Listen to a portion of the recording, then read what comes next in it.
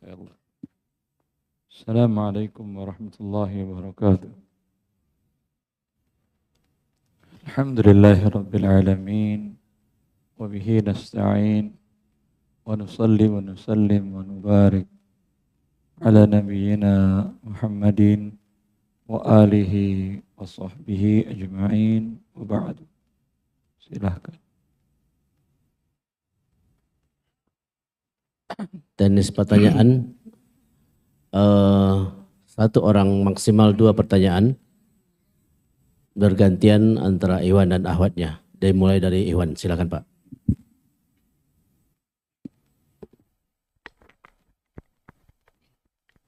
Terima kasih. Assalamualaikum warahmatullahi wabarakatuh. Waalaikumsalam. Hayakallah ya Ustadz. Allah ya hayyi. Semoga Allah memudahkan Ustadz menjawab pertanyaan saya dan juga pertanyaan jamaah yang lain. Allah. Pertanyaan saya tentang gadai emas Ustadz. Pertanyaannya adalah bagaimana cara memastikan bahwa biaya penyimpanan itu terbebas dari riba? Itu pertanyaan pertama Ustadz. Ya. Pertanyaan kedua adalah apa konsekuensi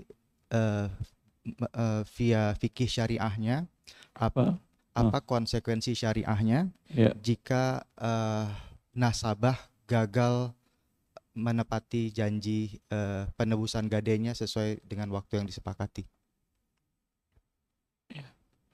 Pertama, bagaimana kita menentukan bahwa gadai ini tidak ada ribanya? Berapa cara menentukan biaya sewanya? Dia kalau murni jual beli halal. Ya, Pegadaian mengatakan kami beli dari Anda dengan harga sekarang, kamu terima 100%. Nanti kami tahan selama 1 bulan. 1 bulan kamu mau beli lagi, kami jual dengan harga pasar. Ya, mungkin naik, mungkin turun. Ini halal. Tapi dalam bentuk nasabah dipinjamkan uang 80% dari perkiraan harga emas yang digadaikan. Kemudian yang minjam uang disyaratkan membayar ongkos biaya penyimpanan. Mereka namakan dengan istilah mu'nah. Ya. Maka ini tergabung akad pinjaman dengan akad sewa menyewa. Iya atau tidak? Dan Nabi SAW telah melarang itu dengan sabdanya, la yahillu salafun wa bay'un. Tidak halal menggabungkan akad salaf, qard, pemberian pinjaman, digabung dengan jual beli. Sewa bagian dari jual beli jasa. Kalau akadnya dipisah, kami pinjamkan 80%, ini hanya jaminan dan tidak ada sewa. Tidak ada masalah. Ya. Kalau ingin sewa harus real. Apa biaya real sewanya? Yaitu dilihat laporan keuangan bank itu tidak ada laba. Hanya biaya menyewa tempat. Ya, kalau biaya menyewa tempat tentu hitungannya disamakan dengan SDB, Safe Deposit Box. Safe Deposit Box itu dahulu saya mencari data 700.000 menyewa 1 tahun. Itu Safe Deposit Box-nya bisa memuat sebanyak 19 kilogram emas. Ya. Sedangkan Anda hanya menggadaikan 30 gram, 10 gram. Berapa dikenakan biaya sewanya per 2 pekan? Itu nanti Anda hitung setahun sama dengan sewa 19 kilo. Padahal Anda nggak sampai 1 kilo. Berarti bisa dipastikan pihak pemberi pinjaman dalam hal ini penggadaian mendapatkan untung? Ya atau tidak? Itulah riba untungnya itu. Bisa dipahami? Baik. Yang kedua apa tadi? Konsekuensi yang sesuai syariah apabila yang menggadaikan tidak dapat membayar atau menebus gadainya di waktu yang disepakati. Dijual oleh pihak pemberi pinjaman, jaminannya, gadaiannya, barang gadainya, kemudian dia ambil hanya sebesar uangnya. Ya, berarti kemungkinan besar tanpa biaya sewa tadi ya, kalaupun sewa real murni, kemungkinan besar ada nggak uang kembali kepada nasabah walau sudah 1 tahun. Bahkan mungkin kembali berlebih. Kalau dalam kasus di 2024 awal dia gadaikan 1 kilo. Di waktu itu harga 1 juta per gram. Dia baru ngambil, mau nembus sekarang. Ya, atau dia nggak mau tebus. Sekarang dia eksekusi emasnya oleh pihak pegadaian. Berarti untungnya besar kan ya? Kalau tidak ada biaya sewa, anggap ada sewa yang 19 kilo tadi. Cuma 700.000. Berarti si penerima pinjaman 800 juta yang punya emas 1 kilo dapat kelebihan uangnya berapa? 993 juta. Iya atau tidak? Yang terjadi seperti itu kah? Ya. Maka dianggap hangus emasnya kan ya. Ini bagian dari kezaliman. Bukan seperti itu dalam Islam akad gadai. Dia hanya sebagai jaminan.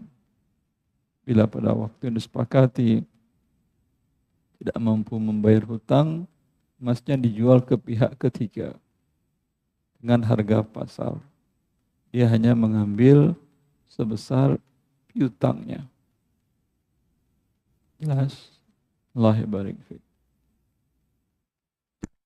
Assalamualaikum warahmatullahi wabarakatuh. Waalaikumsalam warahmatullahi.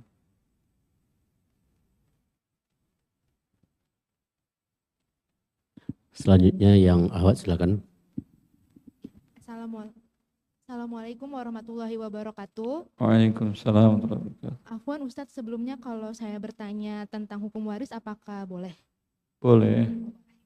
Baik Ustadz, saya jelasin dulu posisi saya. Di sini adalah cucu.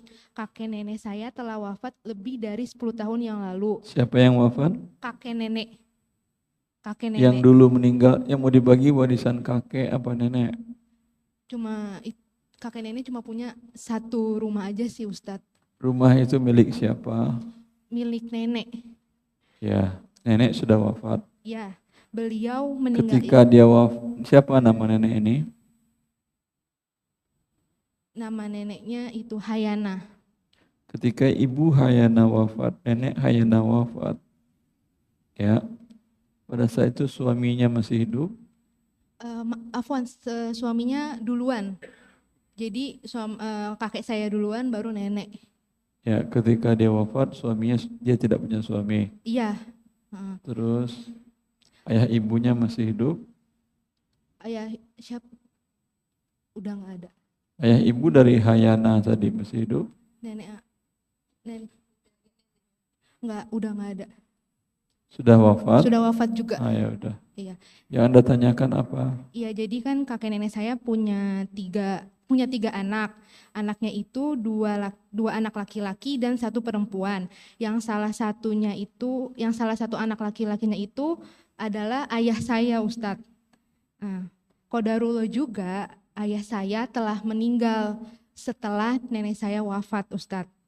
Yang ingin saya tanyakan, apakah saya sebagai cucunya atau anak dari ayah saya, anak dari anaknya nenek yang laki-laki mendapatkan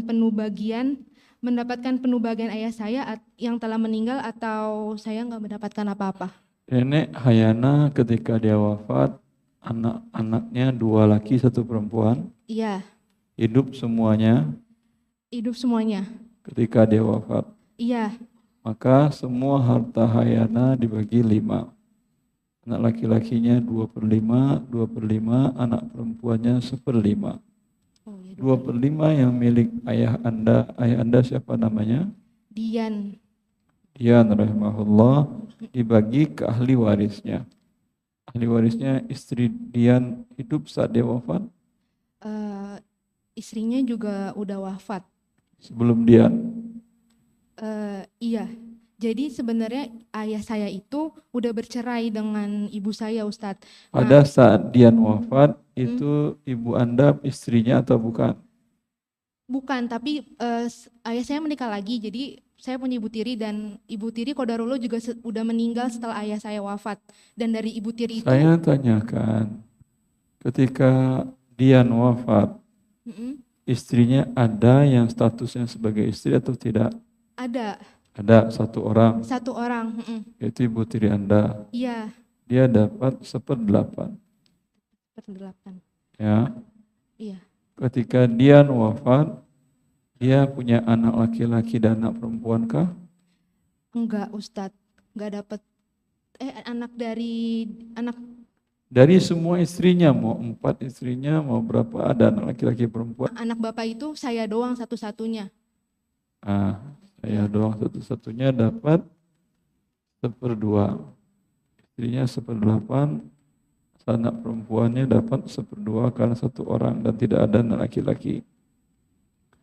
Maka Anda 4/8, ibu tiri Anda 1/8, sisanya 3/8 untuk saudara dan saudari Dian.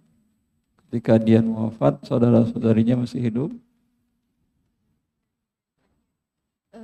Saudara kandung masih ada, Ustadz, 2 orang. Ya, itu yang 3/8 dibagi, yang saudaranya Dian dapat 2/8, saudari Dian 1/8. Lalu yang pertanyaan kedua, Ustadz, kan mengingat sudah lebih dari 10 tahun.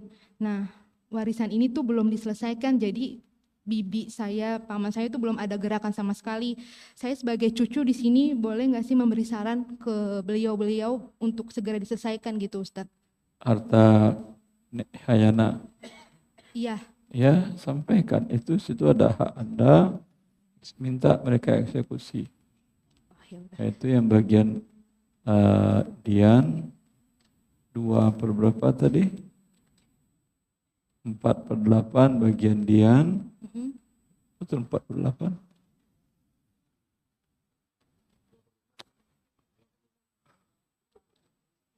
Janganlah menyesatkan. Hayana ketika wafat anak laki-lakinya 2, anak perempuan 1, kan berarti 5. Berarti anak laki Dian dapat 2/5, saudara Dian 2/5, saudari Dian 1/5. Ya, katakan kepada mereka, ini hak waris ayah kami rahimahullah 2/5 di harta nenek Hayana ini. Apa kita bagi 2/5 atau beli saham ayah kami oleh paman atau oleh bibi, atau seperti apa? Atau kalau Anda punya kemampuan untuk beli saham mereka, Anda beli saham mereka. Sehingga rumah Hayana berpindah kepada Anda. Jelas? Ya, jelas, Ustaz. Ya. Jazakallahu khair, Ustaz. Assalamualaikum warahmatullahi wabarakatuh. Silakan ya.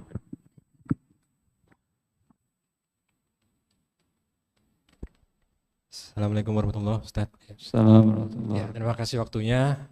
Semoga panitia, Ustadz dan juga kita semua dimudahkan oleh Allah dan diberi pahala secara sempurna.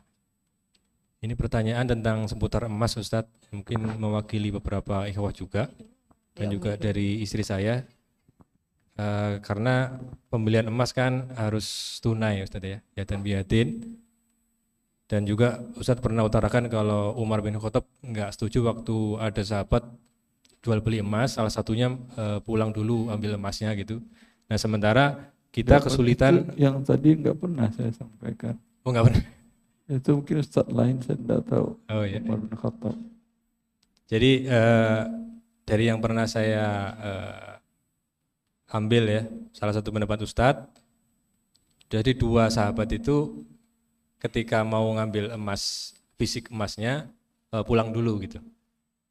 Kenapa? Salah satu sahabat yang punya emasnya itu kan. Kasus Anda seperti apa? Nah ini kasus yang kami mau ini. Tanyakan. Yang sahabat saya nggak tahu. Itu perlu dicek sanadnya ke fadlidasianya. Iya. Di kasus yang kita temui ini kan kita kesulitan kalau benar-benar tunai. Nah salah satu kasusnya memang di Antam. Jadi yang kita sering lakukan memang pembelian emas ini ada loket pembayaran, di loket bayar, kemudian kita dapat nomor antrian untuk mengambil fisik emas di loket pengambilan. Nah sementara beda loket, tempatnya beda, orangnya beda. Orangnya beda ya, dan jarak loket pembayaran dan loket pengambilan ini 3 meter, sekitar 3 meter. Ya, tapi beda orang kan? Beda orang ya. Kemudian ngantri juga Ustadz. Jadi setelah kita bayar, kemudian pindah loket ini ada antrian yang waktunya itu tergantung jumlah pembeli gitu. Jadi ada yang kalau cepat mungkin sekitar ya berapa menit gitu, kalau lama. Nah itu termasuk bukan tunai atau masih masuk syarat tunai gitu. Nabi mengatakan tangan dengan tangan kan ya. Ini tangan pertama menyerahkan uang. Tangan yang kedua begini terus saja ke sana. Enggak kan? Anda berangkat ke sana. Ya. Ketika Anda berangkat ke sana meninggalkan majelis yang pertama ini sudah terjadi riba. Kecuali Anda berdiri saja di loket pertama, tangan Anda langsung ke sana di waktu itu dan tidak beranjak. Tapi enggak mungkin, enggak masuk akal. Kalau kita anggap petugas loket kedua ini sebagai wakil dari Antam gitu, nggak bisa Ustaz ya. Karena yang kita bertransaksi kan kita pribadi dengan Antamnya. Anda kan transaksi dengan karyawan Antam. Iya, realitasnya begitu ya. Iya. Ini orang beda, beda loket, beda loket. Ya udah. Jelas. Ya. Jelas, kalau bukan emas, kalau bukan dengan rupiah Anda bayar, silahkan. Bayar pakai beras, boleh. Beras hari ini Anda masukin 2 ton, kasih ke Antam, bulan depan terima emas 10 gram, boleh. Ya udah jelas, yang untuk pertama jelas, yang kedua ini berkaitan juga Ustaz. Jadi taruhlah si petugas ini sama, atau kita juga jual beli dengan misalnya semacam orang pribadi juga, cuman kita pakai transfer karena nilainya kita nggak bawa cash. Nah transfer ini memang ya real time, cuman dia nunggu dulu gitu beberapa menit. Itu juga nggak boleh saja. Di Antam. Enggak, ini beda kasus karena kita khawatir ada kasus kedua kita dengan orang ya, dengan orang langsung, cuman kita bayarnya transfer. Anda datang ke toko emas. Sebentar. Iya, boleh toko emas ya, mungkin. Nah. Toko emas. Itu dengan orang itu, Pak, bayar sekilo, saya beli sekilo. Ya, saya transfer ya. Ya. Di depan dia sampai masuk dulu baru dia kasihin emas Anda. Itu boleh. Itu boleh, ya. Jika masuk ke rekening dia diserahkannya emas. Anda tidak beranjak-beranjak dari situ. Enggak, ya. Itu boleh. Syukron Ustaz. Ya. Allah ya barik. Ya, jelas. Assalamualaikum warahmatullahi wabarakatuh. Silakan yang ahwatnya.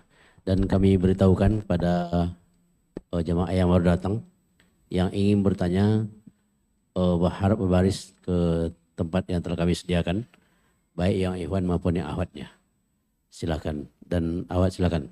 Assalamualaikum warahmatullahi wabarakatuh. Waalaikumsalam warahmatullahi wabarakatuh. Ustadz, saya mau bertanya, anak saya ngelamar kerjaan bertahun-tahun tapi selalu lamarannya tidak keterima. Dia langsung coba ke bank konvensional. Di situ diterima, ke bank syariah tidak keterima. Akhirnya dia minta izin pada saya, gimana izinkan saya masuk ke bank biasa. Saya bilang tidak bisa, kalau kamu masuk bank syariah saya setuju. Tapi ayahnya mengizinkan, saya tidak mau. Terus akhirnya anak saya dengar orang abahnya, dia akhirnya masuk ke bank situ. Terus dia kalau gajian selalu ngasih saya, gimana ras itu halal atau tidak Ustadz? Terus yang satu lagi, anak saya kerjanya di IT, tapi dia pegang servernya atau alat-alat bank operasionalnya. Gimana itu Ustadz? Saya kepengen, sudah lama saya tanam di hati, saya kepengen tanya, saya sampai belain saya harus ke sini. Pengen jawab jawaban dari Ustadz. Saya mengucapkan banyak terima kasih, jazakumullah khair. Assalamualaikum warahmatullahi wabarakatuh. Waalaikumsalam warahmatullahi wabarakatuh. Pertama, Allah sudah menetapkan rezeki kita sebelum Allah menciptakan langit dan bumi. Maka Nabi mengatakan sallallahu alaihi wasallam, lan tamuta ahadukum hatta tustakmala rizqah, lan tamuta nafsun hatta tustakmala rizqaha wa ajalaha, wa khudhul halal wa da'ul haram. Tidak ada jiwa yang wafat sebelum ajalnya sampai dan rezeki yang sudah dituliskan untuk dia habis. Ya. Lalu Nabi mengatakan, memerintahkan, ambillah yang halal, tinggalkan yang haram. Fa inna ma indallahi la tustajlabu bima'asi. Atau kama qala. Karena rizki yang ada di sisi Allah tidak dikais dengan dosa kepadanya. Anda sampaikan kepada anak Anda terus bahwa perbuatan dia adalah dosa besar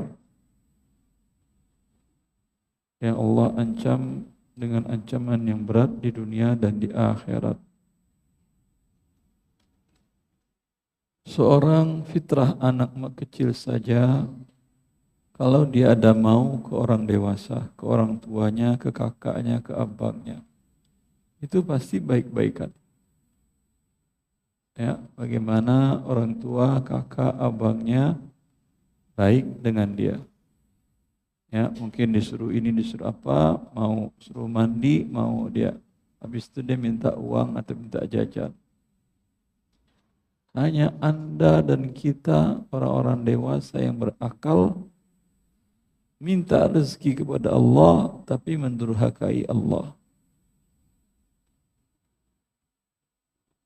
Minta rezeki kepada Allah, tapi melakukan dosa besar kepada Allah. Hewan, sampai hewan yang paling puas, kalau tuannya memberikan makan dan perlindungan kepadanya, itu hewan tunduk apa tidak? Singa, harimau, buaya, itu ular, dengan tuan yang ngasih makannya dia nggak berani durhaka. Anjing, ya nggak berani durhaka ke tuannya. Manusia yang diberi rezeki oleh Allah, bahkan untuk mengambil rezeki itu mendurhakai Allah.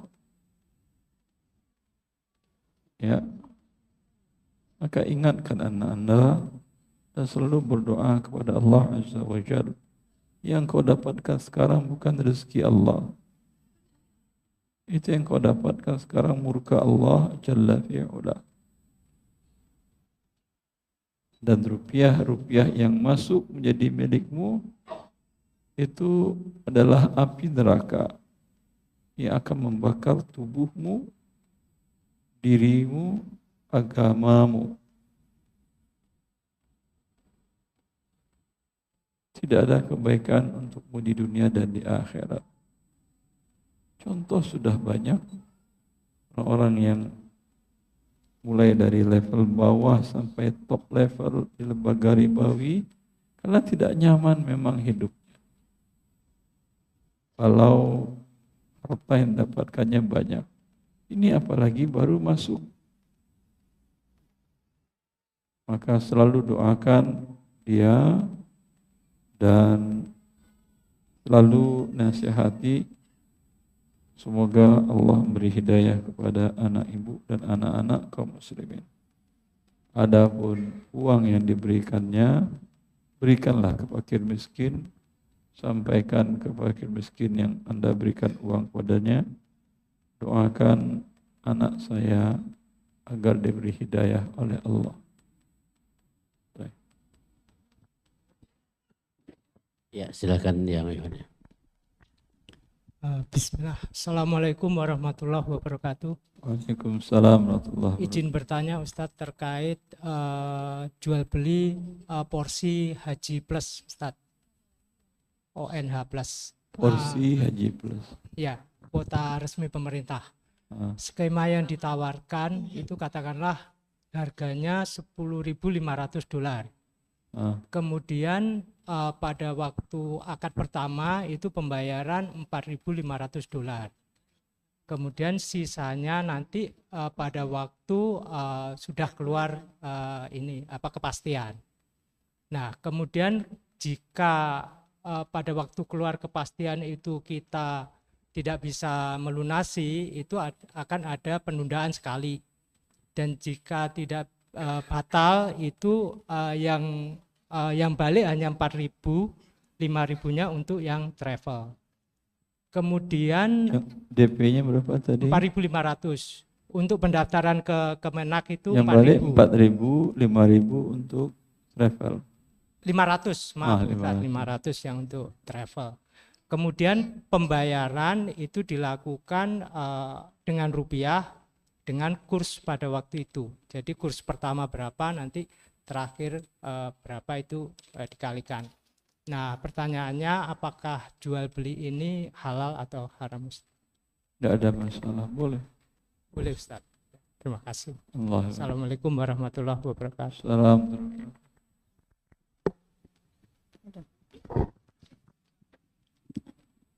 Assalamualaikum warahmatullahi wabarakatuh, Ustaz. Waalaikumsalam warahmatullahi wabarakatuh. Saya mau tanya mengenai emas dan sarang walet, Ustaz. Emas dan sarang walet. Ya.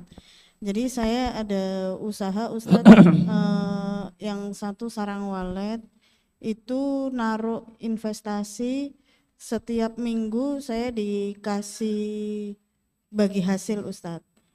Jadi bagi hasil itu ya kadang naik, kadang turun, kayak ya hampir monoton juga sih, Ustadz.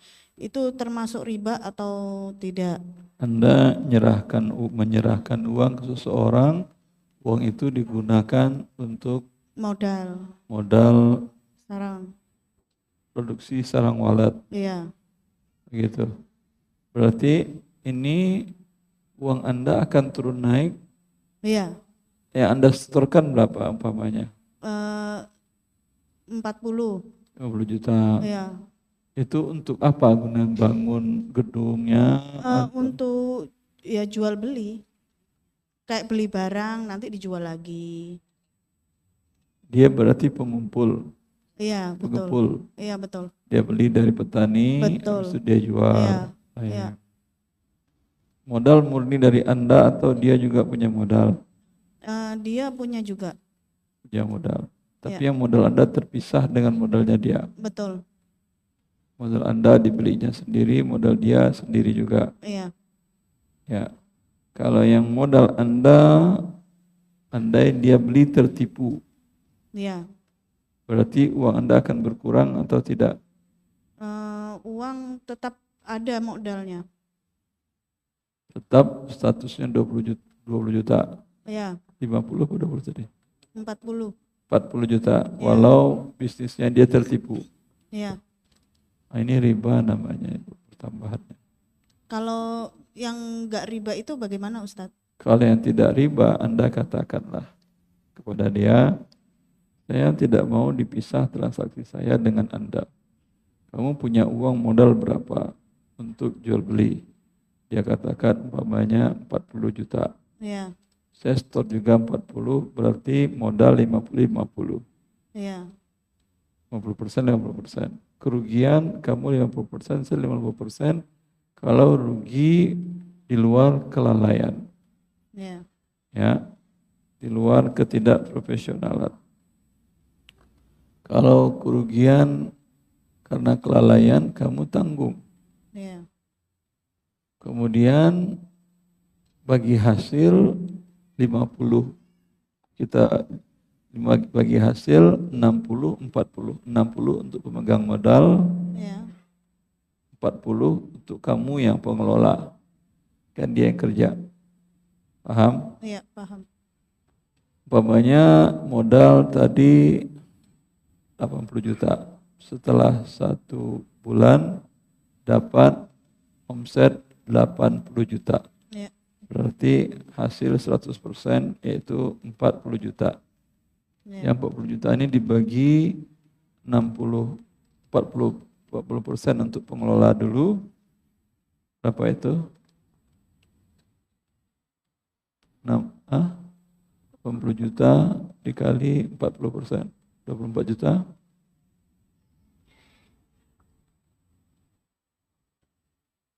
40% dari 40 juta tadi kan ya, berapa? 16 juta. 15 juta ambil dulu untuk kamu. Tinggal lagi 24. Ya, tinggal 24. 24 kita bagi, porsinya kan modal 50-50. 12 untuk kamu, 12 untuk saya. Itu ketika omsetnya penjualannya tadi 80 juta. Kalau ternyata rugi, berarti modal dia berkurang, modal Anda juga berkurang. Jelas? Ya, jelas Ustadz. Nah, Sama boleh. satu lagi Ustadz, saya mau, ini ada orang punya toko emas Ustadz.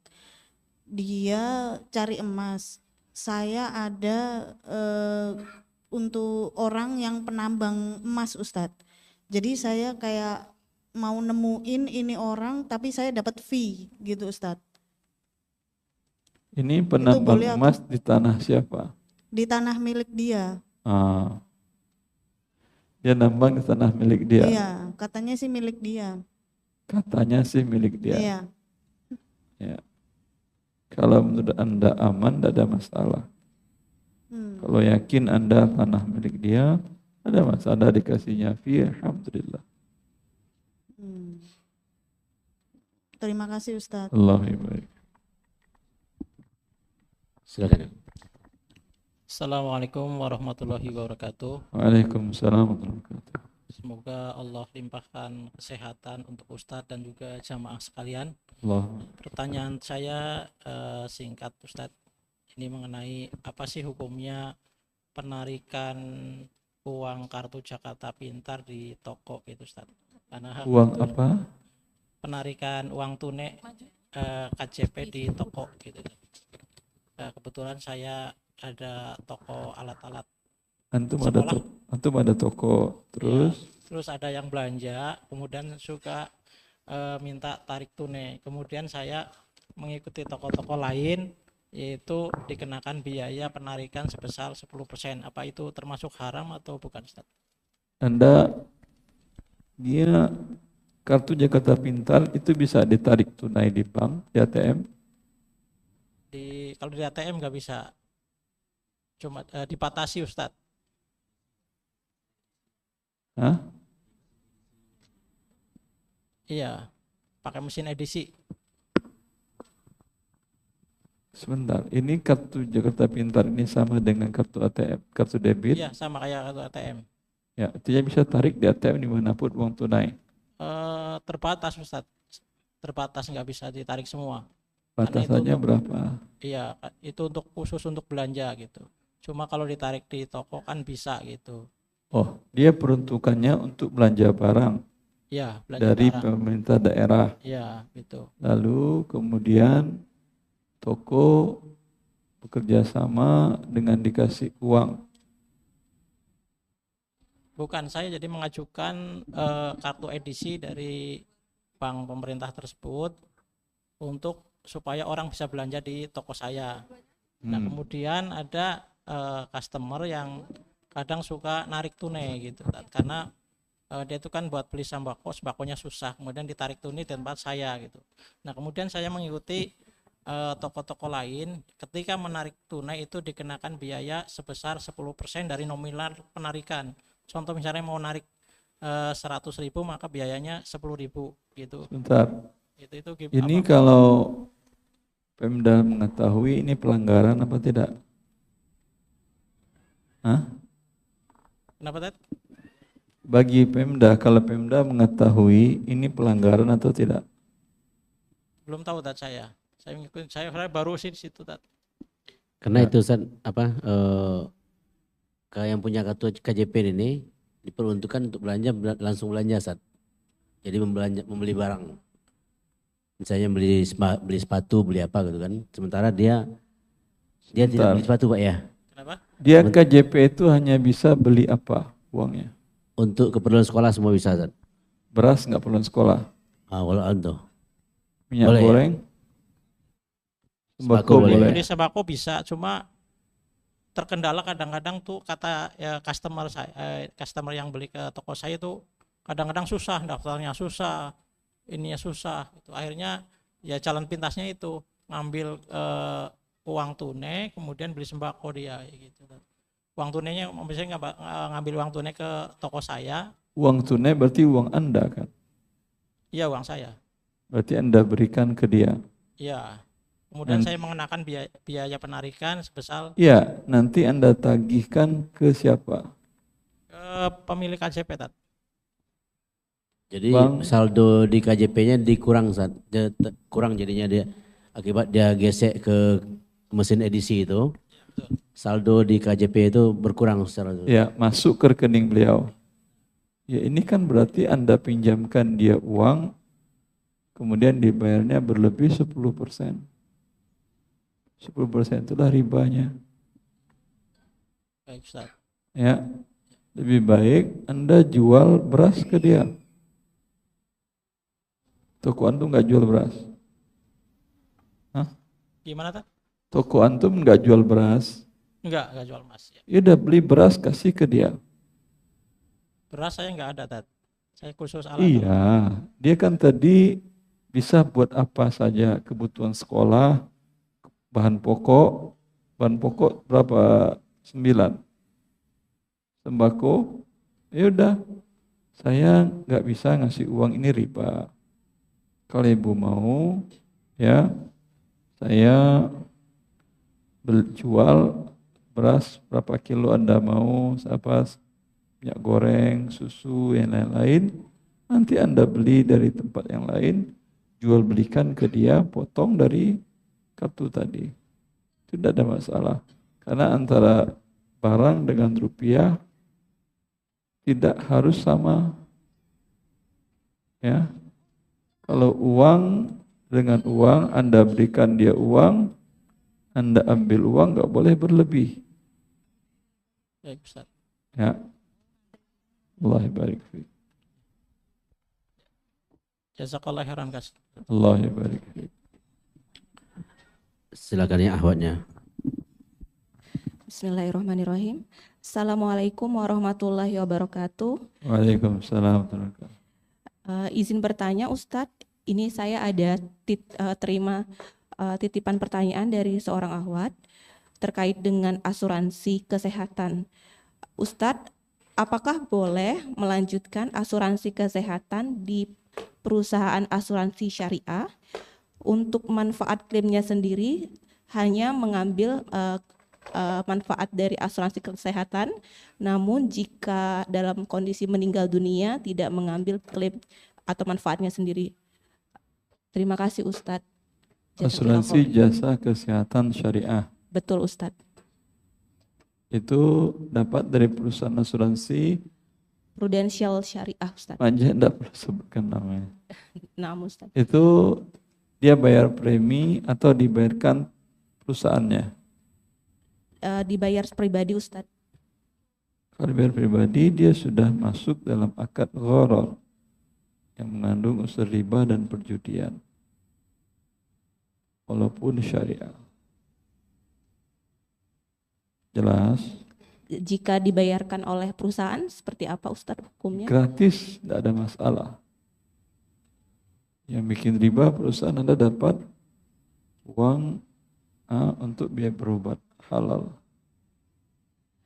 Nah Ustadz, jazakallah khair Ustadz atas jawabannya. Silakan. Assalamualaikum warahmatullahi wabarakatuh Ustadz. Assalamualaikum. Saya ingin bertanya tentang muamalah skenario upah Ustadz.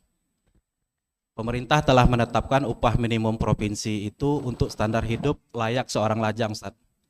Tetapi di kenyataan di lapangan banyak para pengusaha ini memberikan gajinya itu di bawah UMP itu Ustadz. Apa itu suatu bentuk kezaliman atau bagaimana Ustadz? Perusahaan di bawah UMP. Iya.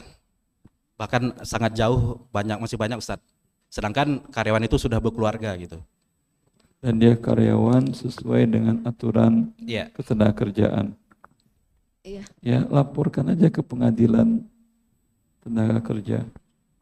Bagaimana dengan sektor informal Ustadz yang tidak terkena undang-undang tenaga kerja? Apakah termasuk kezaliman? Kalau yang tidak terkena bukan undang kezaliman. Berarti nggak ada kezaliman kalau saling ridho. Ya, namanya supir pribadi, ART, itu kan tidak ada undang-undang ketenagakerjaan. Ya, kalau dia minta UMP, kata yang mengambil gajinya, wah segitu saya nggak mampu, udah saya cari yang lain aja. Ada yang mau, alhamdulillah. Nggak ada yang mau, nggak ada masalah bagi dia. Jelas? Jelas. Dia pada dasarnya kembali kepada saling ridho. Terus pertanyaan kedua Ustadz, jika diantam seperti yang disebutkan Mas tadi, terus kan tidak boleh Ustadz, karena tidak yadan biadin. Terus solusinya kita beli di mana ya Ustadz? Karena sangat susah sekali mencari pembelian emas yang yadan biadin itu Ustadz. Di toko emas nggak ada jual emas? Ada. Tapi harganya lebih mahal daripada antam kan Ustadz? Kenapa Anda harus beli emas antam? Ya, emas yang biasa dari zaman nenek moyang kita tidak ada beli emas antam kan ya? Emasnya emas biasa, ya emas ya emas. Mau antam mau antum dia emas. Ya, bahkan kalau Anda beli emas yang orang namakannya emas cukim namanya itu, yang di toko emas antum beli ada uang Pak beli 10 gram, nanti ada uang lagi Pak beli 20 gram, itu yang satu ditempelin ke situ. Pak beli 30 gram tempelin sampai 200 gram. Ya, nanti kalau Anda lagi emas lagi naik, Anda butuh uang untuk Anda jual, Pak saya jual sebanyak 20 juta, berapa gram? 10 gram, dipotongnya 10 gram. Ya, itu bahkan lebih besar Anda dapatnya. Lebih untung daripada yang antam. Jelas. Ada yang lebih untung, kenapa memaksakan diri yang untungnya kecil dan resikonya Allah murka, itu lebih besar kerugiannya. Jelas, oke? Jelas Ustaz. Allah ibarik. Jazakumullah khair. Assalamualaikum warahmatullahi wabarakatuh. Assalamualaikum warahmatullahi Ustadz. Salam.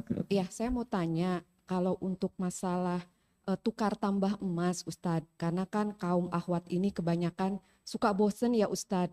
Betul, Misalnya bapak-bapak juga suka bosan. ya dengan perhiasan Bukan ini, akhwat saja. karena kan secara syariat Islam ini memakai perhiasan boleh asalkan di rumah dan tidak diperlihatkan kepada orang lain. Misalnya contoh gini Ustadz, saya beli misalnya 5 gram di tahun ini. Nah emas itu misalnya dalam keadaan lagi stabil. Setahun kemudian Ibu, saya nggak ngikutin, terlalu cepat. Enggak, contoh misalnya. Intinya apa? Jadi intinya gini Ustadz, apakah boleh tukar tambah itu Ustadz untuk kaum Tidak hawa boleh. ini? Tidak boleh ya? Oh, oke. Anda kalau mau nukar, Gitu, dapat Ustadz. uang, Secara hukumnya makruh, apakah boleh diinfokan Ustadz berdalil dari Al-Quran dan hadisnya Ustadz? makruh apa? Anak laki-laki kalau yang sudah balik, hukumnya tuh makruh kalau minta uang kepada orang tua. Apakah itu ada dalilnya Ustadz? Saya tidak tahu, tanya ke Ustadz itu. Karena gini Ustadz, saya sudah tanya kepada Ustadz itu, memang kadarullah tadi sih saya ikutin. Kebetulan pertanyaan saya itu juga saya nggak dapat jawaban gitu Ustadz. Makanya saya berharap mungkin Ustadz di sini bisa membantu. Jazakallah khair Ustadz. Allah barik fiik. Mau minta ke orang tua, ke non orang tua, kalau Anda mampu, tidak boleh minta-minta.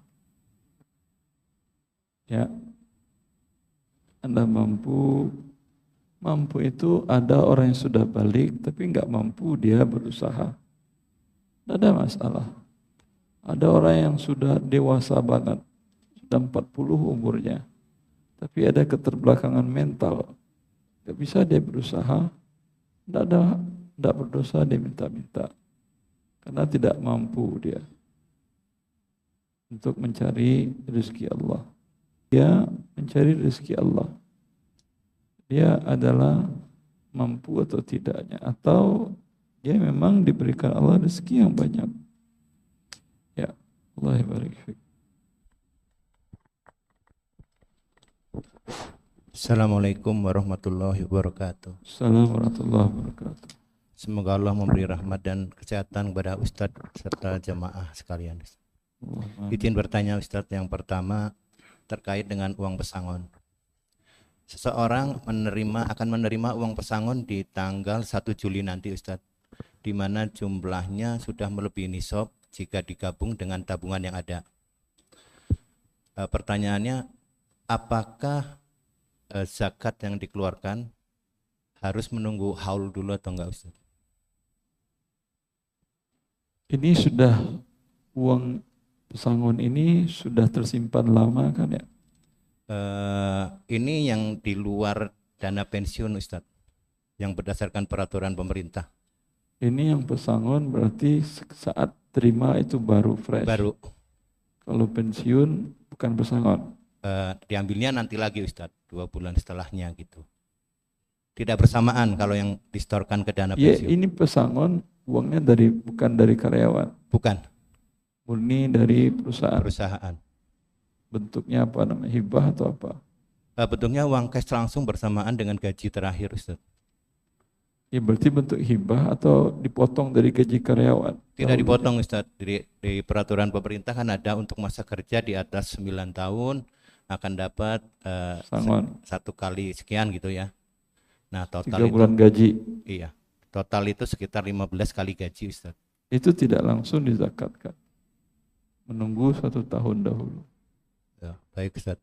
Pertanyaan berikutnya Ustaz, apabila seorang tersebut yakin bahwa di tahun depannya itu jumlah hartanya masih di atas nisab Ustaz, terus apakah boleh tiap bulan itu meniatkan memberi zakat kepada golongan yang berhak, tapi dicicil Ustaz?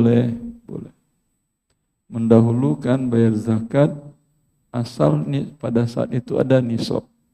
Ya Ustaz, di atas nisab. Bukan nanti sekarang, umpamanya zakat Anda di Ramadan, udah kemarin. Dan sekarang harta Anda masih di atas nisab. Ya, ada tetangga atau kerabat kayaknya butuh dibantu kebutuhan pokoknya. Anda kasih 5 juta, Anda niatkan zakat. Ya, itu sah. Bukan nunggu Ramadan nanti sampai nisab. Sekarang ada nisab atau tidak. Nah, untuk kasus ini kan nanti akan terima uang pertama itu 1 Juli Ustadz ya. Tapi begitu terima langsung keluarin sekian persen gitu, sekian rupiah gitu, diniatkan untuk mencicil yang di tahun berikutnya gitu loh. Pada 1 Juli ini, hari ini sampai nisab uang Anda? Sampai. Ya udah boleh. Kurang Ustaz. Assalamualaikum warahmatullahi wabarakatuh. Bismillah. Assalamualaikum warahmatullahi wabarakatuh, Ustadz. Waalaikumsalam warahmatullahi wabarakatuh. Semoga Ustadz, keluarga dan seluruh jamaah serta umat muslim selalu dirahmati oleh Allah. Izin bertanya Ustadz, saat ini saya bekerja di perusahaan konsultan pengadaan barang dan jasa. Kedepannya akan ada rencana bahwa BI akan menjadi klien kami. Kami ditugaskan untuk memberikan penilaian dan masukan atau rekomendasi terhadap kinerja divisi pengadaan barang dan jasa BI. Yang mau saya tanyakan, apakah pekerjaan tersebut diperbolehkan, Ustadz? Bank Indonesia tugas utamanya apa? Sekarang moneterkan ya. Dan yang paling utama lagi penentuan suku bunga di mana munculnya? BI atau OJK? BI kan, moneter. Ya. Itu tugas utamanya. Berarti yang menentukan riba di Indonesia itu setiap hari adalah BI. Sekarang Anda akan memberikan manfaat kepada penentu riba. Maka jawabannya tidak boleh. Wabillahi taufik. Ya, baik Ustadz. Satu lagi Ustadz, kira-kira kalau bentuk pekerjaan saya ini yang kalau kliennya itu berasal dari sektor atau institusi finansial selain bank dan asuransi, misalnya berupa pasar modal, pembiayaan mikro atau pembiayaan infrastruktur, yang mana kami bertugas untuk memberikan solusi terhadap permasalahan pengadaan barang dan jasa mereka, itu apakah juga tidak diperbolehkan Ustadz? Pasar modal yang ada maksud bursa itu transaksi riba dan judi menjamur di situ. Sehingga para ekonom barat pun mengatakan bahwa pasar modal itu adalah kasino Wall Street. Mereka katakan itu kasino, tempat perjudian di situ. Ya, karena di situ tidak ada transaksi yang real time untuk uang modal dengan cara paid margin, option, dengan cara short sell, semuanya transaksi yang diharamkan oleh syariat Islam. Kemudian tadi apa? Permodalan UMKM. Ya, itu permodalannya dengan sistem apa? Sistem kredit atau pembiayaan yang sesuai dengan syariah? Sistem kredit Ustadz. Kalau kredit, usaha kecil tadi mau untung mau rugi tetap bayar plus bunga kecil kan ya? Iya. Itu riba. Maka memberikan penilaian kepada mereka, nilainya jeblok bagus. Ini kalian gagal semua penilaian kami. Tapi kalau Anda nilai, wah ini sudah bagus, sehingga maju usaha haramnya, untuk Anda mendapat murka Allah, ikut tolong-menolong dalam mendurhakai Allah Jalla fi'ala. Baik Ustadz, syukron, jazakallah khair. Allah barik. Assalamualaikum warahmatullahi wabarakatuh Ustaz. Assalamualaikum warahmatullahi wabarakatuh. Semoga Allah berikan perlindungan ke antum dan keluarga dan seluruh muslimin. Amin amin ya rabbal alamin. Ustaz, ingin menanyakan untuk menyewa mesin edisi Ustaz. Di mana untuk transaksi QRIS, debit card dan kredit card Ustaz. Untuk penyewaan itu diberikan harga dari sananya 25.000 per hari atau per event 225.000. Kemudian untuk MDR-nya Ini menyewa ke sewa ke penyedia, Ustaz. penyedia itu Penyedia. di lembaga keuangan konvensional Swasta, atau Ustaz. bukan ke bank. Bukan. Ke salah satu remittance gitu, Ustaz. Oh, remittance. Salah satu remittance, nanti pembayaran transaksinya masuk ke rekening Anda. Ke rekening mereka dengan pencairan membutuhkan H+1. Kemudian Orang belanja ke Anda, tapi uangnya masuk ke dia. iya betul, Ustaz. Masya Allah, baik banget Antum. Tapi kita bisa pinjam alatnya itu, Ustaz. Jadi kita dikasih, kalau ke bank kan harus ada deposit atau ada nilai tertentu untuk aman. Sudah IPO, Ustaz. Apa yang sudah IPO? Lembaga tersebut. Jadi kalau sudah IPO berarti aman. Aman, ya lebih aman lah ya, Ustaz. Anda transaksi uang masuk ke orang, aman uang Anda dia. Iya, Ustaz. Apa? Uang Anda aman di tangan dia. Iya, aman insyaallah, Ustaz. Selama ini sudah sering transaksi? Belum, Ustaz. Ini lagi mau bertransaksi, Ustaz. Ya, wallahu a'lam. Daripada di rekening dia, mending ke rekening dakwah kaum muslimin fakir miskin lebih baik. Tapi kalau aman, yakin Anda aman, ya, dari 100 kasus 0 kasus uang tidak dibayarkannya, tidak ada masalah. Karena ini nggak ada penjamin kan. Kalau Anda taruh dana di bank, ada lembaga penjamin simpanan. Iya. Kalau ini siapa yang jamin? Enggak ada, Ustaz. Iya. Perjanjian aja, Ustaz. Ada perjanjian MOU-nya nanti. Jadi nanti iya, Anda MOU ada. Iya. Tapi Anda pegang nggak jaminan dari dia, sertifikat HSAM, gedung, rumah, segala macam? Tidak Ya, ada, Ustaz. siapa yang memastikan uang Anda akan dibayar dia? Iya. Kan nggak ada. Tapi kalau Anda pegang umpamanya sertifikat, ya, transaksi Anda satu event 2 miliar. Oh iya. Umpamanya.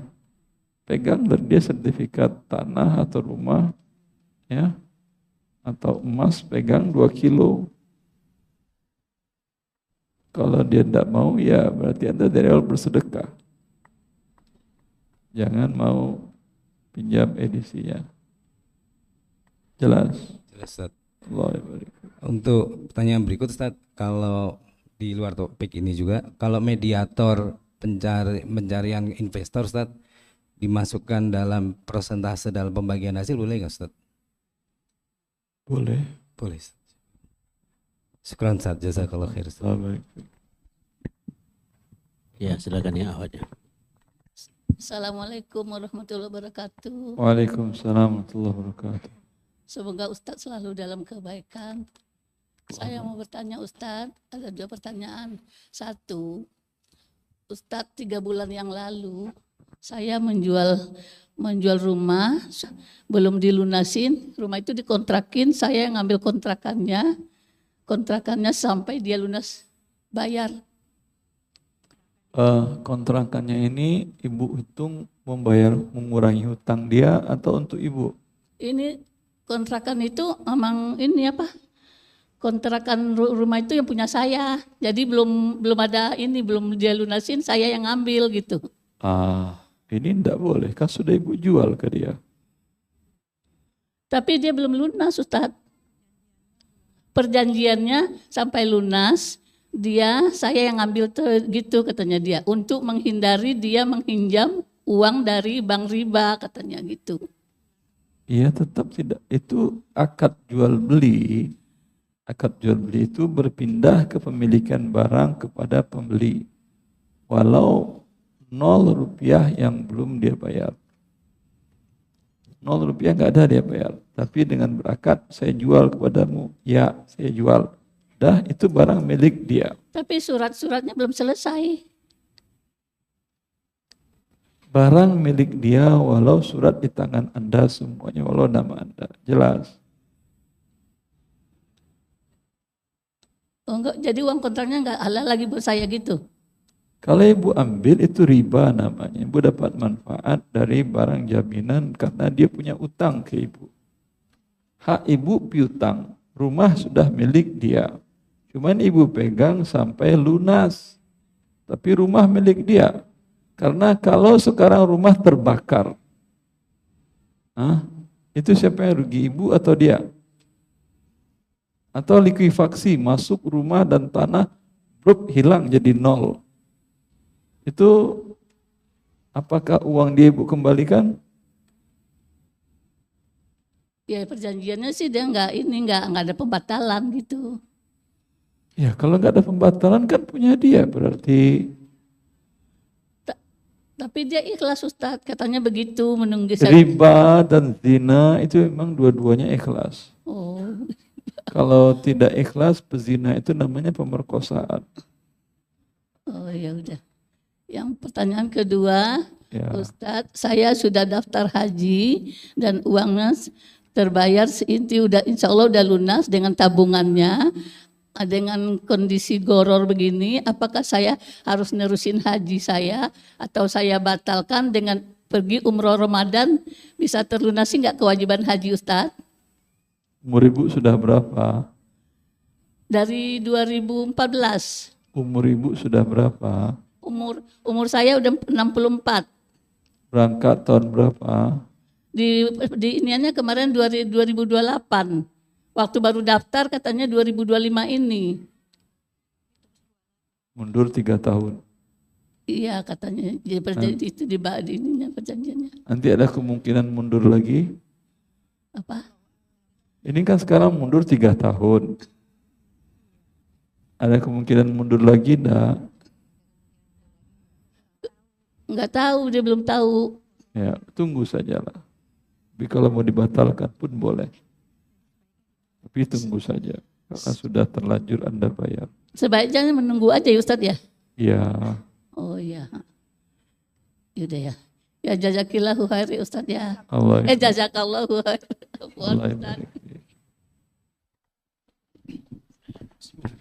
Assalamualaikum warahmatullahi wabarakatuh. Assalamualaikum. Jazakallahu khairan Pak Ustadz, Tia dan jamaah sekalian. Saya mau bertanya Ustadz, ini saya pernah melakukan pelaporan pajak Pak Ustadz, di mana profit itu yang tadinya 7,5 M itu di setting jadi 482 juta Pak Ustadz. Itu sepengetahuan dari direktur dan owner perusahaan. Nah, direktur ini adik saya Pak Ustadz. Dia awalnya minta saya bantu untuk pelaporan pajak supaya biaya pajaknya murah, jadi dia mau di adjust profitnya dari 7,5 M jadi 482 juta Pak Ustadz. Nah, bagaimana saya dapat bayaran dari itu, bagaimana hukum bayaran itu Pak Ustadz supaya halal, bagaimana penyalurannya gitu Pak Ustadz? Artinya Anda buat laporan pajak bohong. Iya Pak Ustadz, saya bertaubat dan saya tidak mau melakukannya lagi Pak Ustadz, saya hijrah. Namun orang tua saya, ayah ibu saya, adik-adik saya memaksa saya untuk melakukannya lagi Pak Ustadz. Karena itu di perusahaan itu ada direkturnya adik saya Pak Ustadz. Kalau saya tidak melakukannya, dia terancam keluar, terus saya terancam tidak akur atau ibu marah sama saya gitu Pak Ustadz. Apa yang saya harus lakukan Pak Ustadz? Allah mengatakan wa in jahadaka la an tusyrika bi ma laysa laka bihi ilmun fala tuti'huma wa sahibhuma fid dunya ma'rufa. Nabi SAW mengatakan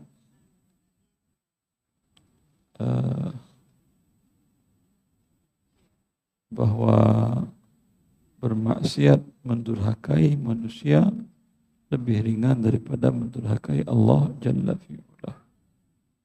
Illa an takuna fi ma'siyatih. Tidak boleh la ta'ata li makhlukin fi ma'siyatil khaliq.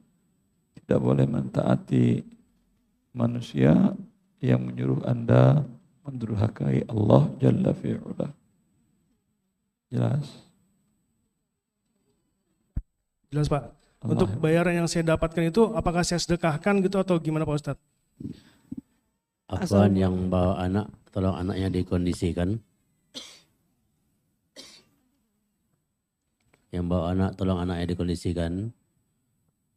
Jazakallah khairan. Silakan Ummah Ibu. Assalamualaikum warahmatullahi wabarakatuh. Waalaikumsalam warahmatullahi wabarakatuh. Semoga Ustadz beserta keluarga dan kita semua selalu berada di dalam lindungan Allah Subhanahu wa taala. Ustadz, izin bertanya, ini mengenai tentang pembagian warisan nih Ustadz. Saya kakek saya sudah meninggal dan rencananya tuh mau menjual, kita sebagai ahli waris tuh mau menjual tanahnya. Jadi gini Ustadz, jadi kakek saya itu kan punya istri, istrinya udah meninggal. Nah terus dia menikah lagi, yang istri yang kedua itu sudah meninggal juga. Nah tapi nggak minta lagi istri yang meninggal. Jadi yang pertama kan meninggal, anaknya 2 perempuan sama laki-laki. Nah terus kan istri yang pertama meninggal, terus dia menikah lagi, udah meninggal lagi, tapi setelah kakek saya meninggal. Nah di pernikahan yang kedua itu nggak punya anak, tapi dia punya saudara laki-laki. Nah kayaknya 3 orang gitu. Nah itu bagiannya berapa ya Ustadz ya, soalnya kita udah lama kayak udah gak pernah berhubungan lagi sama keluarga istri yang kedua itu. Jadi kalau pembagian warisannya gimana ya Ustadz ya? Yang mau dibagi warisan kakek atau istri kakek yang kedua? Warisan kakek. Kakek ini siapa namanya? Amir namanya. Saat Amir wafat, istrinya hidup ya 1 orang. Gimana Ustadz? Saat Amir wafat, istrinya ada 1 orang kan ya? Ada 1 orang ya. Ya, berarti dia dapat 1/8 dari harta Amir. Ya. Terus, apa lagi pertanyaannya? 1/8. Nah, terus kalau misal, tapi sekarang baru mau bagi waris, istrinya tuh udah meninggal nih, jadi dibagikanlah ke ahli warisnya. Yang istri yang dapat 1/8 ini siapa namanya? Nani. Mari. Nani. Marni. Nani. Marni. Ya. Nani Pak, Ustadz Nani. Ini Rani ketika itu ahli warisnya siapa saja? Ada saudara-saudarinya yang masih hidup? Nah itu dia Ustadz, seingat saya dia itu 4 bersaudara, dia perempuan sendiri, 3 laki-laki. Nah setelah pokoknya setelah kakek saya meninggal tuh keluarga kami tuh kayak lost contact gitu sama yang istri kedua itu. Narninya sudah meninggal? Nani udah meninggal tapi Nani udah meninggal tapi pas mau dibagi warisan ini dia udah meninggal gitu Ustadz. Itu tetapnya 1/8 hak Narni ditunggu para ahli warisnya selama-lamanya. Berarti kita sebelum nanti ini dijual, berarti kita harus cari tahu dulu ahli warisnya dari Nani gitu ya Ustadz ya, baru boleh dijual ya. Ya mau jual aja, kalau bisa dijual, jual aja. Cuman 1/8 dari harta penjualan tadi disimpan untuk ahli waris Narni. Iya Ustadz. Cukup? Iya Ustadz. Apa tuh namanya? Terus nah yang kakek itu, ini gak apa-apa ya Ustadz, masih ada yang ditanyakan ya. Jadi kakek itu kan anaknya 2, perempuan sama laki-laki. Nah yang perempuan masih ada, terus yang laki-laki udah meninggal, itu gimana Ustadz? Kapan yang meninggal laki-laki, sebelum Amir atau setelah Amir? Kalau anak yang laki-laki yang meninggal itu setelah Amir. Yang perempuan masih hidup? Masih hidup sekarang, sampai sekarang masih hidup. Ya, berarti kalau setelah Amir, dia dapat anak laki-laki, Amir dapat hak dia 2 bagian, hak saudarinya 1 bagian. Tadi dia dibagi 8 karena untuk Narni 1/8. Yang 7/8 dibagi 3. 7 dibagi 3 ada pecahan, maka 3 kali 8 harta Amir dibagi 24. 3/24 untuk Narni Kemudian 14/24 untuk anak laki-laki Amir, 7/24 untuk anak perempuan Amir. Oh ya. Terima kasih Ustadz. Assalamualaikum warahmatullahi wabarakatuh. Waalaikumsalam warahmatullahi wabarakatuh. Bismillah. Assalamualaikum warahmatullahi wabarakatuh. Waalaikumsalam warahmatullahi wabarakatuh. Semoga Ustadz, keluarga dan hadirin sekalian di sini Allah berkahi. Izin bertanya mengenai jual beli emas, Ustadz. Kebetulan Ana juga melakukan ada usaha jual beli emas. Izin bertanya mengenai akad wakalah. Di salah satu podcast yang terkenal gitu, Ana pernah dengar salah satu ustadz mengatakan bahwa akad wakalah ini cukup luas itu cakupannya. Termasuk beliau mengatakan bisa diwakilkan dengan box kotak penyimpanan gitu. Jadi si penjual menyediakan box atau kotak penyimpanan yang disewa sama pembeli dari jarak jauh, mentransfer uangnya membeli emas, kemudian si penjual menaruh emasnya di dalam box. Si box itu yang disewa sama pembeli. Jadi beliau mengatakan si box ini perwakilan pembeli, itu boleh nggak Ustaz? Ana soalnya sudah mempraktekkan ini. Kapan box jadi wakil? Itu. Wakil presiden dia si box ini atau wakil perdana menteri? Ya, ini atau wakil menteri? Ya. Nggak boleh berarti Ustaz ya? Syarat wakil itu manusia mukallaf, baligh dan berakal. Anda wakilin ke anak kecilnya enggak boleh, apalagi ke box. Nah, ini anak emang disaranin sama teman juga disuruh nanya lagi gitu. Apa? Ya disuruh bertanya lagi gitu. Alhamdulillah itu bertanya tidak disesatkan oleh box. Izin bertanya 2 pertanyaan lagi. Sampai apa namanya? Kalau ada box pembelian emas, itu bukan wakil. Anda bertransaksi bukan sama vending machine. Ada ATM emas ada di beberapa negara ya, Indonesia belum ada. Anda bisa beli emas, nggak perlu ngantri-ngantri ya, dan biadin, masukin kartu debit, klik, keluar kartu emas CRTI itu, keluar mau 50 gram, mau 100 gram, mau 1 kilo bisa Anda ambil. Sama seperti di vending machine. Ya. Yang keluar di vending machine kan adalah cake, minuman. Kalau ini adalah emas CRTI, emas yang terbungkus gitu. Jelas? Jelas Ustaz, syukron. Itu bukan Anda bertransaksi dengan mesin. Anda bertransaksi dengan perusahaan yang memiliki emas. Ini tempatnya. Buktinya kalau transaksi gagal, Anda marahin mesin atau Anda marahin pemilik mesin? Pemilik mesin. Itu betul. Kalau wakil udah selesai. Nah, Ustaz. Ya. Kalau Anda transaksi dengan karyawan perusahaan, itu kan wakil perusahaan dia kan ya? Iya. Ya, kalau ada ribut-ribut dengan dia, ribut-ributnya atau dengan bosnya? Ya dengan dia lah, bosnya nggak mau tahu dia. Iya.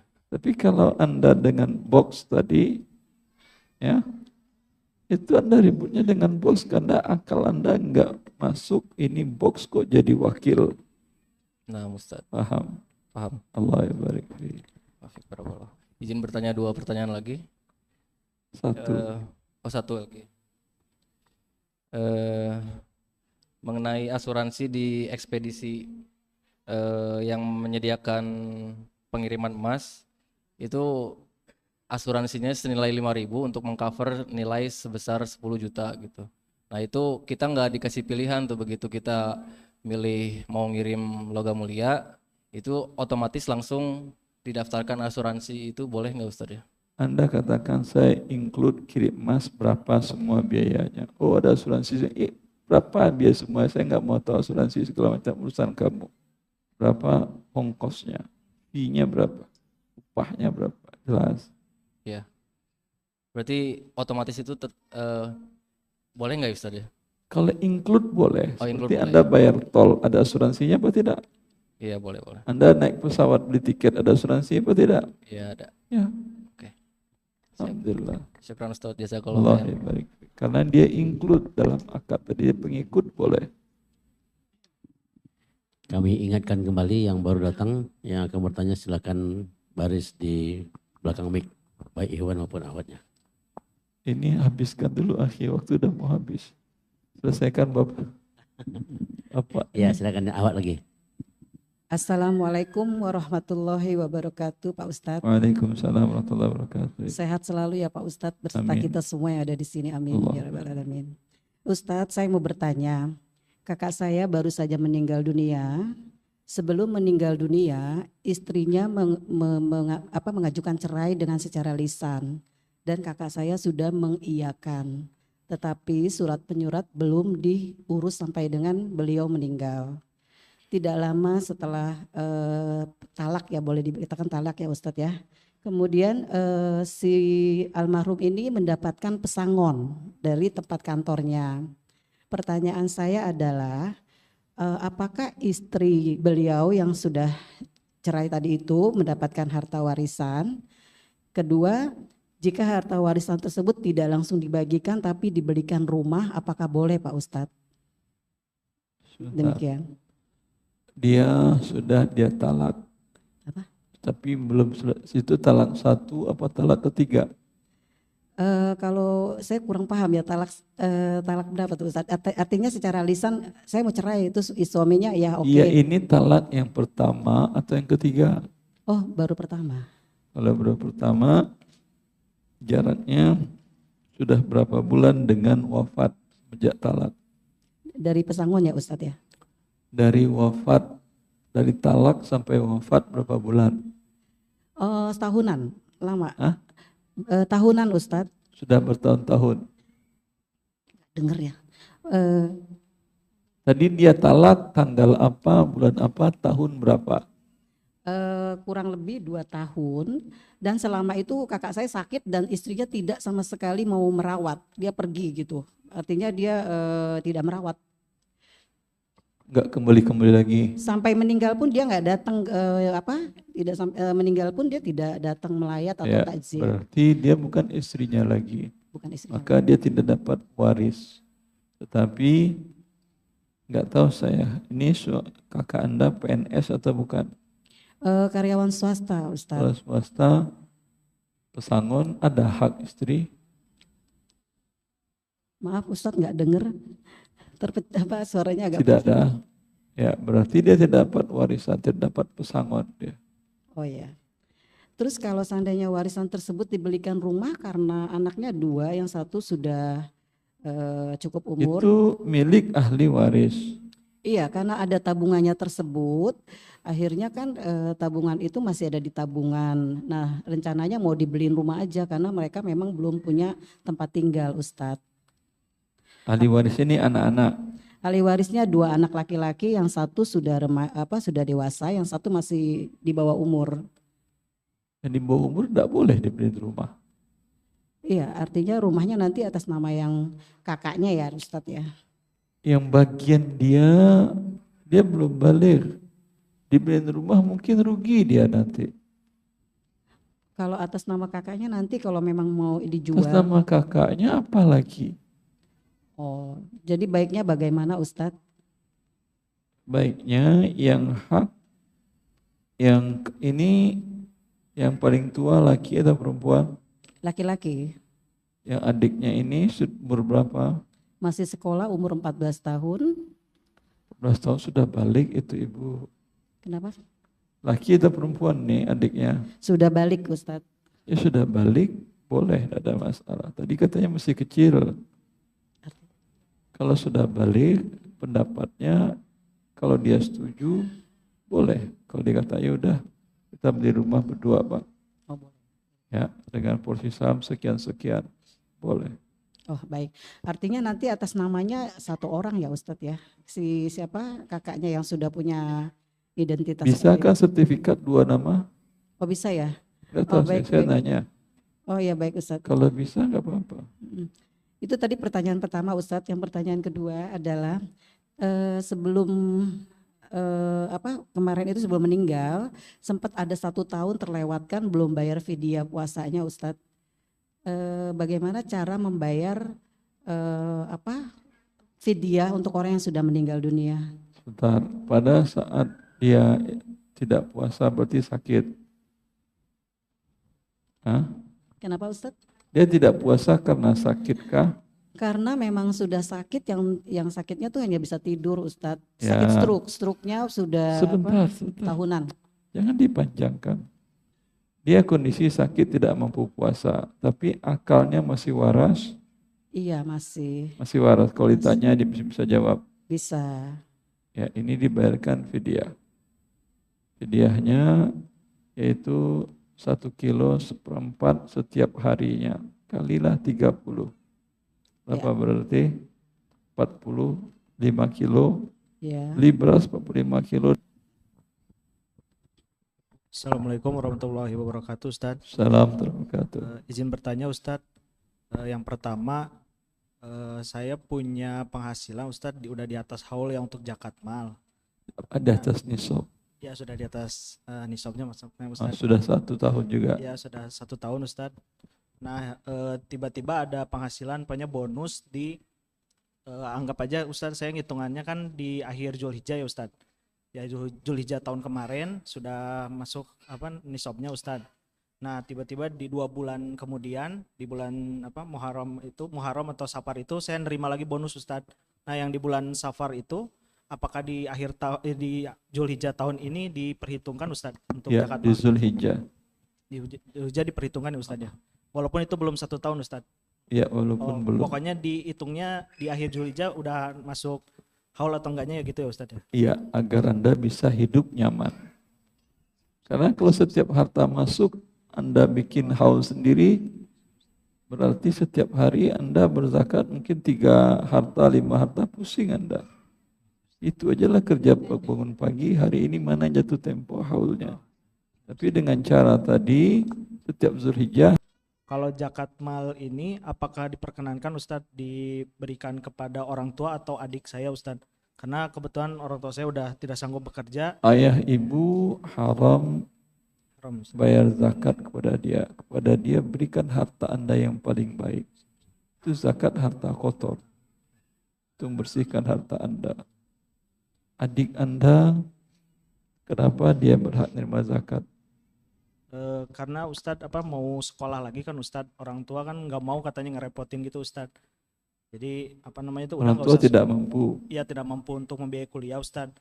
Nah Kalau rencananya buat biaya makannya mampu. makannya sih sudah dari saya Ustadz untuk di luar zakat maksudnya Ustadz. Makannya dari luar zakat Anda. Ya di luar zakat Ustadz saya ibaratnya ngasih tiap Kalau bulan. kalau uang sekolahnya Anda yang bayar tidak mampu Anda. Kalau mampu berarti nggak boleh ya Ustadz ya? Atau gimana Ustadz saya? Zakat karena dia Anda beri nafkah setiap hari, maka tidak boleh berzakat ke dia. Masalah itu Anda bilang dah hutang aja dah. Kan kamu kuliah mau kerja kan ya? Atau mau main-main kuliah? Mau kerja kan ya? Kalau mau kerja nanti setelah kamu kuliah dapat kerja, bayar hutang. Agar dia juga semangat belajarnya. Kalau dia anggap itu pemberian, biasanya santai dia kuliah. Gak tamat-tamat pun dibayarin. Kalau dia malas-malasan kuliah, semakin menggunung hutangnya. Siap Ustadz. Ya, Ustadz. Cukup Ustadz. Ya, terima kasih Ustadz. Jazakallahu khair Ustadz. Assalamualaikum warahmatullahi wabarakatuh. Silakan yang angkatnya. Bismillahirrahmanirrahim. Assalamualaikum warahmatullahi wabarakatuh. Waalaikumsalam warahmatullahi wabarakatuh. Ustadz, ini saya mau bertanya. 2 bulan yang lalu saya investasi dengan keponakan saya. Dia perjanjiannya melalui telepon Ustadz. Melalui telepon dan melalui WA. Kami dengan perjanjian 15% dari jumlah uang invest. Riba. Gimana? Riba. Memang Karena kami 15% dari invest artinya usahanya rugi, uang Anda plus 15% dapatkan ya? karena waktu itu Iya atau tidak? gimana dok? Gimana Pak? Anda store 100 juta. Iya. Apapun yang terjadi di usaha dia setiap bulan Anda dapat 15%, begitu kan? Iya. Itu riba namanya. Kalau invest itu ketika usahanya rugi, uang Anda berkurang. Mau Anda? Oh gitu. Itu yang invest. Jadi memang pada saat ini keponakan saya ini kan usaha cateringnya sedang berjalan bagus. Terus dia menawarkan pada saya memberikan 15% dari jumlah investasi itu setiap bulannya, dan kami melakukan perjanjian, tapi perjanjiannya ini belum ditandatangani karena saya belum ketemu langsung. Tapi dalam 1 bulan ini saya sudah mendapatkan yang 15% itu. Ini bunga ribanya lebih besar dari bank riba sedunia. 15% per bulan. Kalau di bank konvensional 15% itu setahun. Jelas Ibu? Iya. Kalau ingin invest, katakan ke ponakan apa adik tadi, katakan kepada dia, ini saya store, saya injek modal. Modal kamu ada berapa sekarang? Coba nilai usaha cateringnya berapa? Dia bilang umpamanya 100 juta. Ini kakak injek modal 100 juta. Berarti modal kita 50. Ya. Nanti setelah 1 tahun kita lihat, kita evaluasi ulang. Berapa nilai usaha ini? Ada uang tunai, ada alat masak, ada penggiling segala macam. Ada bahan baku, ada daging mentah, ada ayam, ada lauk, ada beras, dan segala macam. Dinilai. Berapa dari, tadi berapa tadi? 200 juta tadi kan ya? 200 juta. Naik jadi 1 miliar. Berarti dapat untung 800 juta. Dibagi umpamanya untuk Anda 30% karena dia mengelola, Anda tidak. Atau untuk Anda 40%, dia 60%. Bagilah yang 800 juta 60-40. Anda 240, dia sisanya. Kalau rugi, uang Anda bukan 100 juta lagi. Setelah 1 tahun, qadarullah sepi, tidak ada pembayaran dari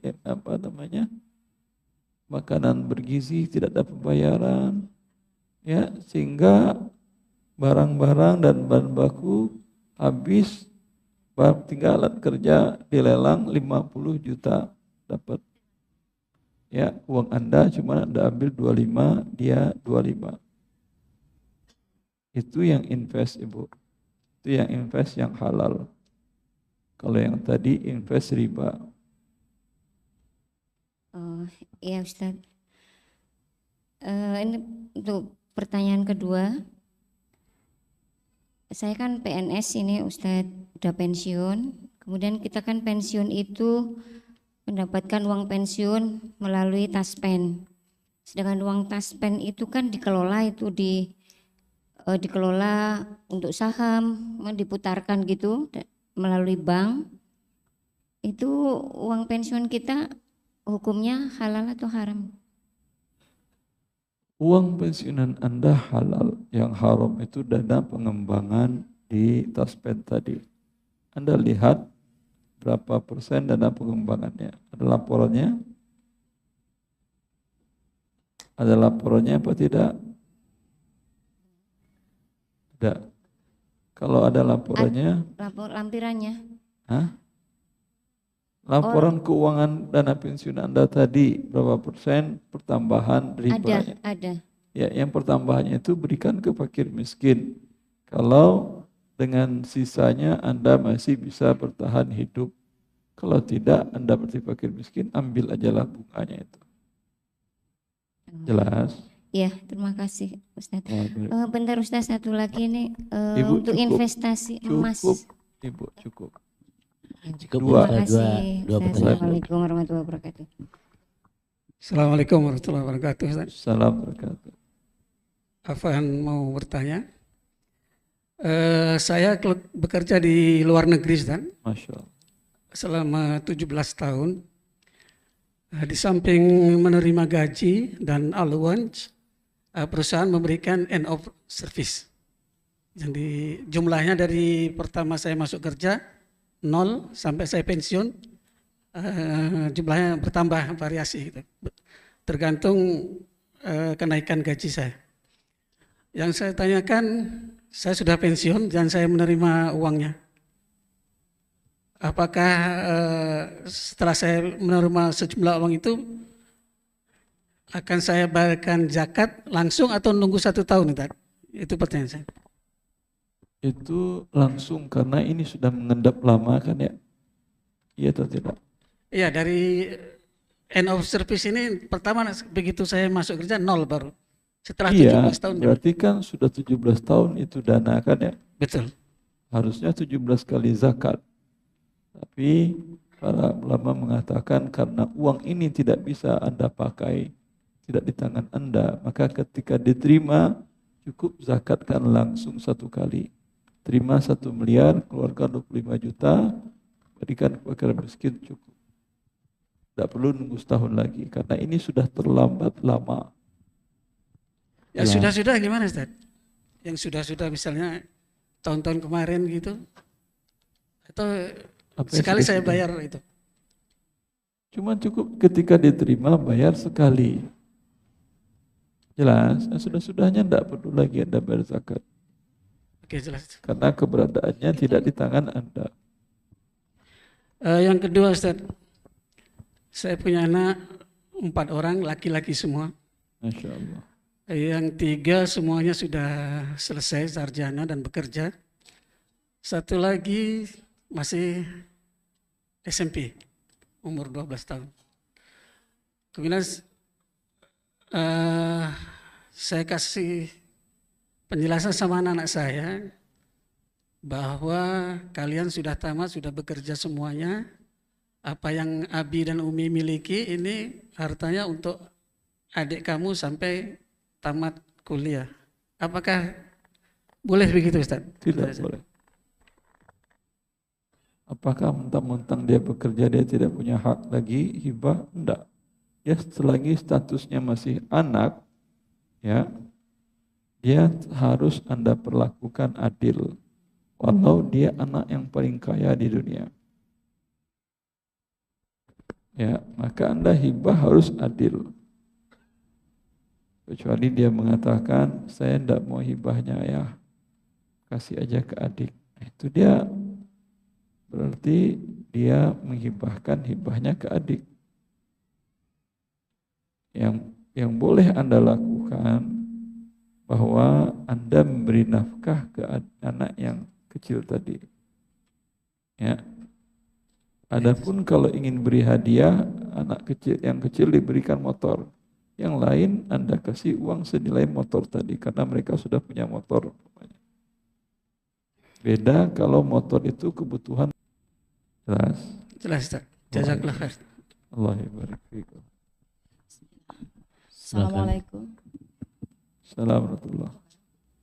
Assalamualaikum warahmatullahi wabarakatuh. Assalamualaikum. Izin bertanya Ustadz. Pertanyaan pertama, saat ini BPJS Ketenagakerjaan memberikan bantuan sebesar 300.000 per bulan bila menerima gaji bulanan. Sedangkan gaji yang diterima itu dari perusahaan sebenarnya per pekerjaan karena sistemnya borongan, kalau ada proyek baru dapat gaji.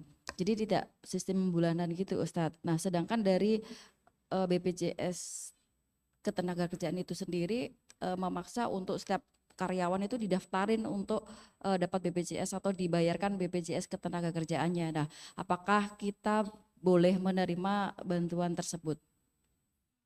Dari Halal apa enggak? perusahaan. Dari perusahaan apa tenaga kerjaan? Jadi dari BPJS Ketenagakerjaan itu memberikan subsidi ke perusahaan untuk karyawannya. Jadi perusahaan itu memang dipaksa untuk mendaftarkan semua karyawan untuk dibayar. Karyawannya dapat subsidi dari BPJS Ketenagakerjaan. Gaji terima karyawan per proyek. Ya, sedangkan subsidi yang diberikan itu kalau nggak salah syaratnya menerima gaji bulanan karena di formnya Ya itu berarti dia tidak berhak menerima BPJS Ketenagakerjaan, begitu kan ya? tidak berhak menerima bantuannya itu Ustadz karena tidak setiap bulan menerima gaji. Iya, gitu. tidak berhak. Kalau diterima berdosa. Berarti tidak halal yang soalnya kan sudah terdaftar gitu ya. Jadi dari BPJS-nya pun meminta untuk update data untuk peserta yang sudah didaftarkan di BPJS Ketenagakerjaannya itu. Terus ya update data Anda tidak menerima gaji tetap bulanan. Nggak boleh ya? Gimana tadi? Jelas? Gimana Ustadz? Nggak boleh ya intinya ya? Tidak boleh. Tidak boleh. Jangan Ustaz ditawar-tawar. Nanti Iya. saya bilang halal, bagi Anda pun tidak halal. Karena tidak menerima setiap bulan gitu ya mesti. Karena tidak memenuhi syarat. Korupsi namanya itu. Kemudian pertanyaan yang kedua itu terkait emas. Apakah kita boleh mendapatkan keuntungan dari penjualan emas? Waktu beli harga emas per gramnya 1 juta, waktu jual harganya 2 juta. Boleh. Kemudian kalau emasnya itu disimpan bertahun-tahun itu kena hisap apa enggak ya Ustadz? Misalnya punya emas tapi disimpan selama 20 tahun gitu. Asal dibayar zakatnya tidak apa-apa. Tapi kan belum kena hisap. Masih Digabung dengan uang sampai nisab enggak? enggak Ustadz, maksudnya misalnya itu di bawah ya sekitar Kok misalnya enggak ada? 5 gram. Masing-masing orang beda. Emas Anda berapa gram? Coba. Misalnya hanya 5 gram. Ayo dah. Uang rupiah tidak ada 150 juta, enggak nyampai.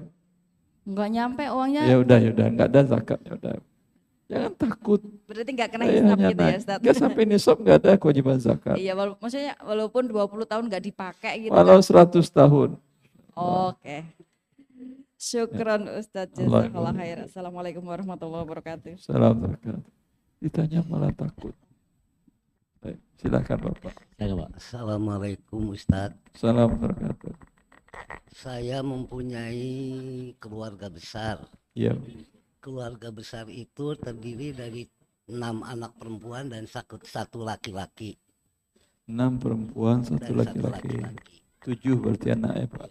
Masya Allah. Beberapa puluh tahun yang lalu itu mungkin sampai berapa tahun ya Ustadz, si anak laki-laki itu merasa oleh kakak-kakaknya telah menghabiskan harta benda orang tua.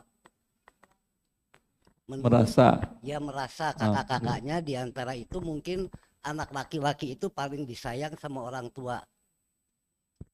Berarti yang merasa yang mengambil lebih karena laki-laki itu sendiri, yang Ya. lainnya perempuan, merasa kakaknya itu, oh ini saya dibeda-bedakan dengan anak saya yang laki-laki ini. Gitu.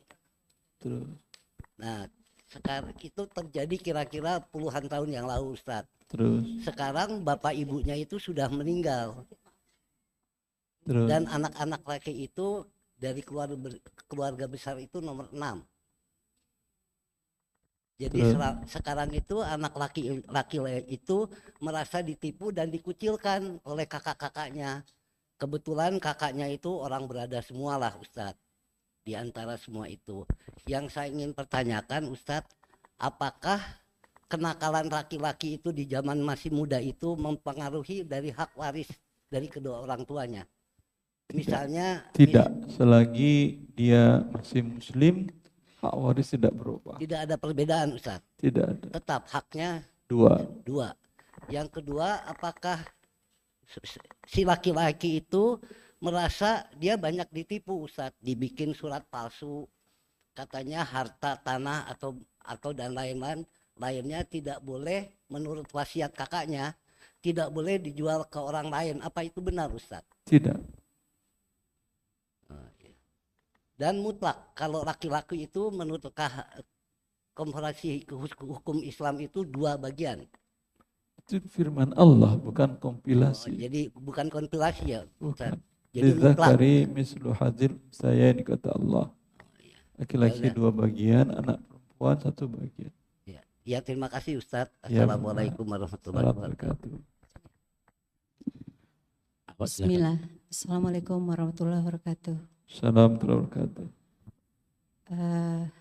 Semoga Ustadz Awarandi selalu dilindungi Allah Ta'ala. Allahumma amin. Izin bertanya Ustadz, saya ada 2 pertanyaan. Satu tentang BPJS, satu tentang waris. Yang pertama saya pengen tanya tentang BPJS ini halal atau haram ya Ustadz? Kan asuransi BPJS ya? yang mana? Yang kesehatan. Halal. BPJS. Halal. Halal.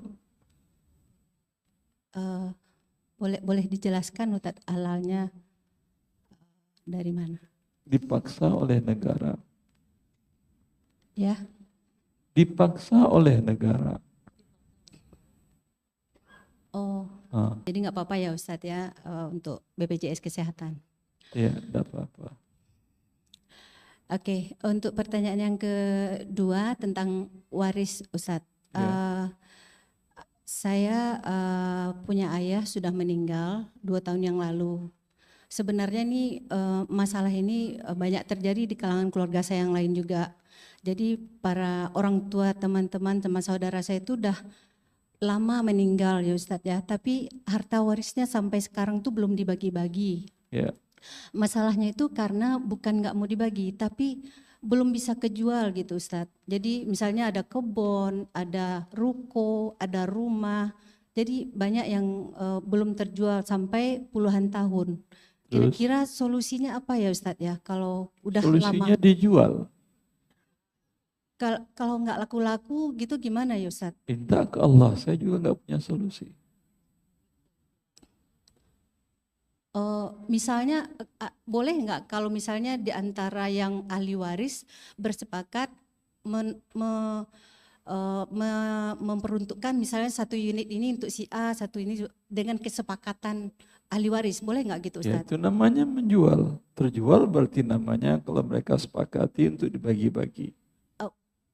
Bukan untuk dijual tapi dibagi gitu. Ya dibagikan dijual, itu ada kurang lebihnya mungkin ditambah dengan uang. Masing-masing menjual bagiannya kepada bagian yang lain.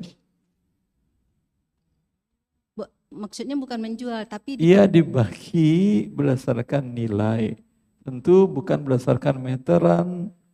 Bagian yang di belakang lebih luas harusnya untuk dia daripada bagian yang di depan. Bagian di tengah lebih luas daripada yang di hook. Jelas? Kalau bisa dibagi, tapi kalau cuma 20 meter gimana bagi 7? Berarti masing-masing dapat 3 meter, mau ngapain? Hanya bisa berdiri, tidur, dah.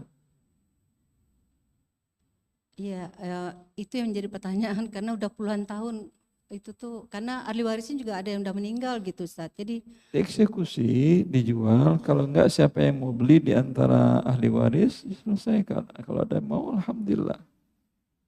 Kalau enggak ya sabar aja. oh gitu ya Ustaz. Nah.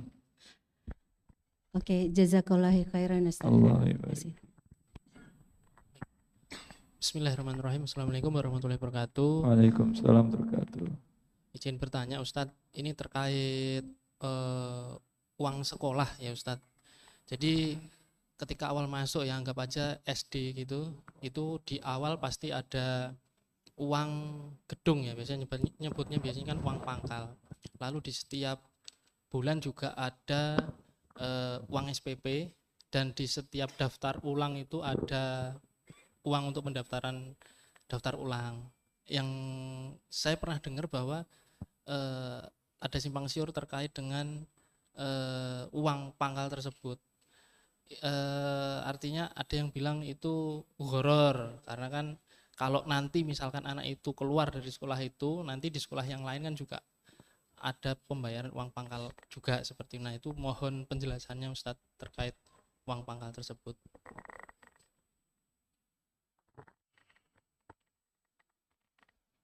Kalau dia include umpamanya anak Anda 1 tahun bayar 20 juta.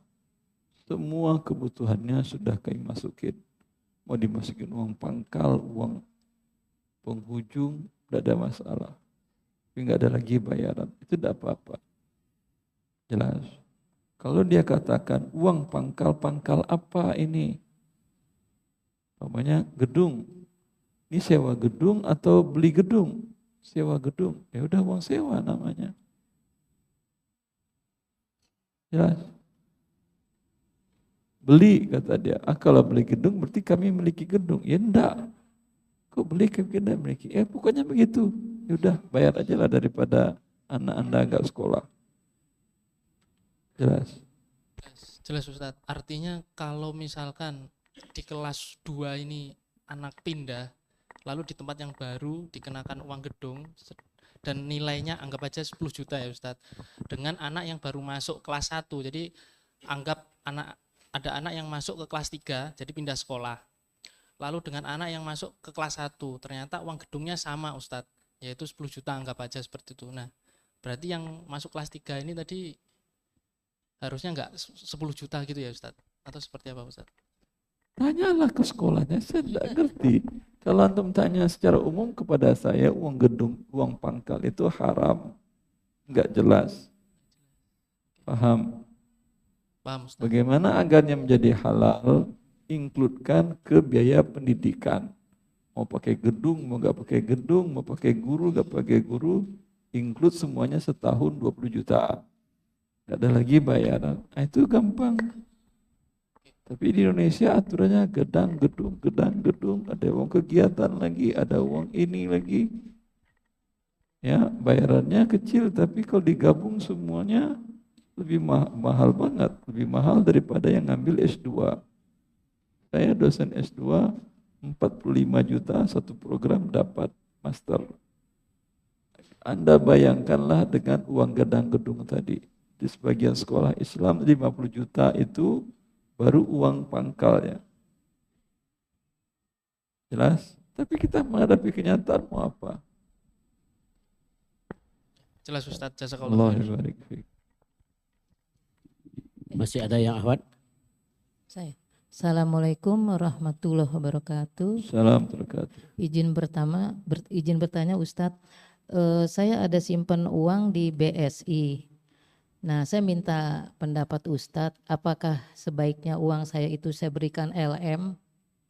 Nah, banyak yang dapat informasi bahwa BSI juga katanya riba. Jadi saya mohon pencerahan dari Ustadz. Seandainya saya beli LM, yang aman penyimpanannya di mana Ustadz?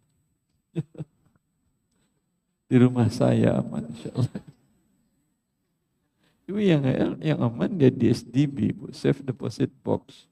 Anda bisa sewa di bank syariah, di bank konven pun bisa. Itu sewa menyewa tempat. Cuman syaratnya besar Ustadz. Saya sempat nanya, itu kita harus jadi nasabah prioritas, minimum harus mengendap uang 1 M. Kemudian kita harus ada asuransi, ikutin asuransi di situ. Saya bilang, waduh berat juga nih syaratnya. Cuman kalau mau naruh di rumah pun khawatir nggak safety gitu Ustaz. Yaudah jangan beli emas. Orang di kampung beli emas aman-aman aja. Gak pernah dia pakai LM, gak pernah pakai SDB, gak pernah. Rumahnya aja dikunci pun kagak paling. Iya atau tidak? Di kampung mereka habis panen, jual hasil panen, beliin emas. Aman. Anda sudah kunci, udah banyak, udah pakai kamera kiri, kanan, depan, belakang, atas, bawah, masih takut juga. Kalau takut jangan ya dibeliin emas. Diputar dalam bentuk usaha, Ibu. Iya. Ada orang usaha invest ke dia, tapi orangnya amanah dan profesional. Itu bertambah-tambah uang Anda. Kalau emas Anda simpan pun yang aman, tidak akan beranak dia. Jadi BSI itu benar ya Ustadz, maksudnya mengandung riba juga?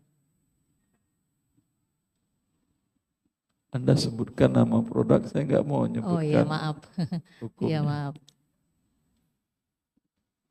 Silahkan. Pertanyaan kedua Ustadz, untuk zakat mal, kebenaran saya ada usaha yang dijakatkan itu misalkan ada berupa mesin-mesin, tetap bubut, mesin bubut.